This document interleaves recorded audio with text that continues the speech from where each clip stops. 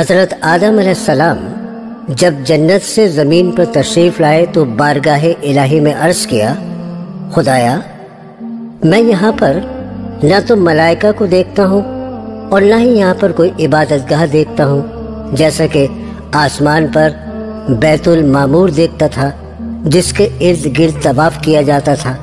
اللہ تعالیٰ نے فرمایا، اے آدم تم زمین پر کعبہ کی تعمیر کرو اور اس کی طرف رخ کر کے نماز ادا کیا کرو اور اسی کا طواف بھی کیا کرنا۔ کعبے کی تعمیر میں تمہاری رہبری حضرت جبرائیل علیہ السلام کریں گے۔ حضرت جبرائیل علیہ السلام حضرت آدم علیہ السلام کے پاس آئے اور ان کو اس جگہ پر لے گئے جہاں پر اللہ تعالیٰ نے کعبہ بنانے کا حکم دیا تھا۔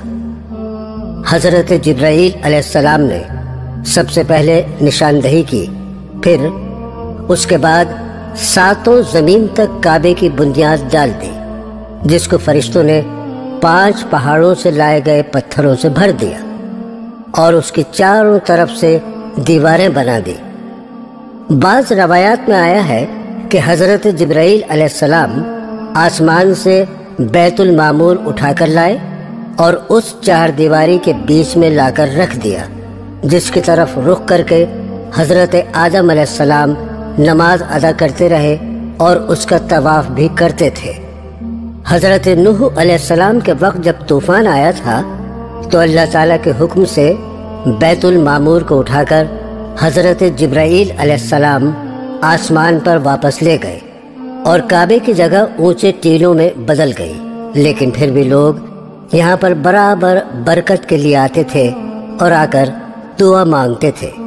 حضرت ابراہیم علیہ السلام کے زمانے تک کعبہ اسی حال میں رہا، لیکن جب حضرت اسماعیل علیہ السلام اور حضرت ہاجرہ علیہ السلام آ کر اس میدان میں ٹھہرے اور ان کی وجہ سے کچھ آبادی ہو گئی، اور حضرت ہاجرہ علیہ السلام کے انتقال کے بعد حضرت ابراہیم علیہ السلام کو اللہ تعالیٰ کا حکم ہوا، آپ اسماعیل کو ساتھ لے کر یہاں پر کعبہ بنائیں۔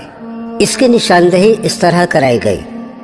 اللہ تعالیٰ نے فرمایا، میں ایک بادل کا ٹکڑا بھیج رہا ہوں، اس کے سائے کو دیکھ کر ایک خاکہ بناؤ اور اس کی حد بندی کر دو۔ حضرت ابراہیم علیہ السلام نے حضرت اسماعیل علیہ السلام کی مدد سے زمین کھودی تو بنیاد حضرت آدم علیہ السلام نمودار ہوئی، اور پھر اسی مقام پر حضرت ابراہیم علیہ السلام نے خانہ کعبہ کی تعمیر شروع کر دی، اور جب خانہ کعبہ کی دیواریں حضرت ابراہیم علیہ السلام کے سر کے برابر اونچی بن گئیں اور انہیں اب اس سے اونچی دیوار بنانا مشکل ہو گیا، تب اس وقت حضرت ابراہیم علیہ السلام کے ایک معجزے کا نزول ہوا، جو کہ ایک پتھر کی شکل میں تھا، جس کو مقام ابراہیم کہا جاتا ہے۔ یہ ایک مقدس پتھر ہے جو کہ خانہ کعبہ سے چند فاصلے پر رکھا ہے۔ یہ وہ پتھر ہے کہ جب حضرت ابراہیم علیہ السلام خانہ کعبہ کی تعمیر فرما رہے تھے اور اس کی دیواریں ان کے سر سے اونچی ہو گئی تھیں، تب انہوں نے اس پتھر پر کھڑے ہو کر خانہ کعبہ کی تعمیر شروع کر دی۔ اس پتھر کی خاص بات یہ تھی کہ یہ خود بخود ہوا میں اوپر اٹھ جاتا تھا، اور حضرت ابراہیم علیہ السلام بڑے آرام سے کعبے کی تعمیر فرما رہے تھے، اور یہ پتھر موم کی طرح ملائم تھا۔ اس پتھر پر حضرت ابراہیم علیہ السلام کے پیروں کے نشان بن گئے تھے۔ آپ کے مقدس قدموں کے نشان سے اس پتھر میں 4 چاند لگ گئے کہ اللہ تبارک و تعالیٰ نے قرآن کریم کی سورہ آل عمران کی آیت نمبر 96 اور 97 میں فرمایا ہے کہ خانہ کعبہ میں اللہ کی بہت سی نشانیاں ہیں، یعنی کہ خانہ کعبہ میں خدا کی بہت سی روشن اور کھلی ہوئی نشانیوں میں سے ایک بڑی نشانی مقام ابراہیم ہے۔ اور دوسری جگہ اللہ تبارک و تعالیٰ سورہ بقرہ میں فرماتا ہے، اس پتھر کی عظمت کا اعلان کرتے ہوئے ابراہیم کے کھڑے ہونے کی جگہ کو نماز کا مقام بناؤ۔ 4000 برس طویل عرصے سے اس بابرکت پتھر پر حضرت ابراہیم علیہ السلام کے مبارک قدموں کے نشان موجود ہیں، جو بلا شبہ حضرت ابراہیم علیہ السلام کا ایک بہت بڑا معجزہ ہے۔ یقیناً یہ پتھر اللہ تعالیٰ کی کھلی ہوئی نشانیوں میں سے ایک بہت بڑی نشانی ہے۔ پہلے خانہ کعبہ کے 2 دروازے تھے، ایک دروازہ اندر جانے کے لیے تھا تو دوسرا دروازہ لوگوں کے باہر نکلنے کے لیے تھا۔ خانہ کعبہ حضرت ابراہیم علیہ السلام نے 5 پہاڑوں سے لائے گئے پتھروں سے حضرت اسماعیل علیہ السلام کی مدد سے تیار کیا تھا۔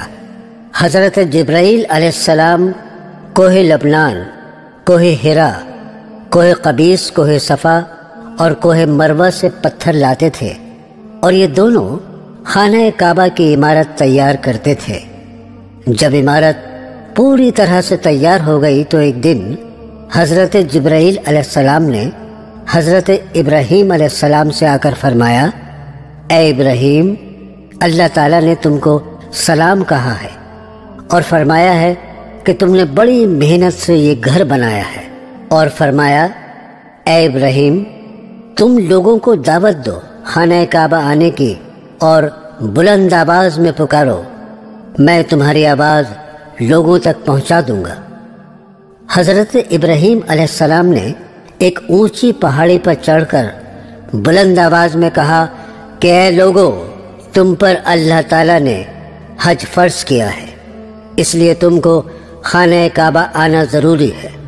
تب چاروں طرف سے آواز آنے لگی، لبیک اللہم لبیک لا شریک لک لبیک۔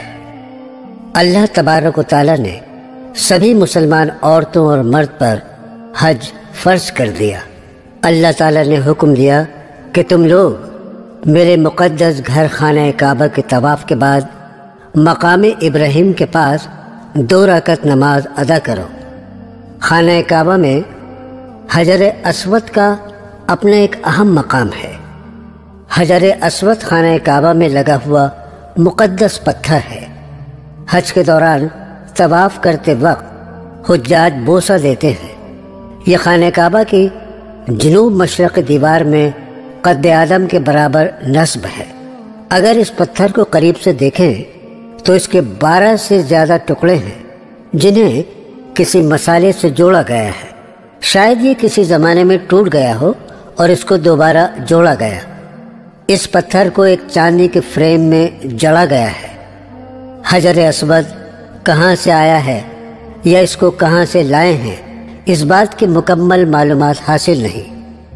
ابن عباس رضی اللہ تعالیٰ عنہ کی ایک روایت کے مطابق آقا حضور صلی اللہ تعالیٰ علیہ وسلم نے فرمایا کہ حجر اسود جنت سے لایا گیا ہے، تو خانہ کعبہ کی تعمیر اول کے وقت سے یہ حجر اسود اس میں موجود تھا۔ 606 عیسوی میں جب سیلاب آیا تھا، اس وقت کعبے کی عمارت کو نقصان پہنچا تھا اور قریش قبیلے نے اس کی دوبارہ تعمیر کی۔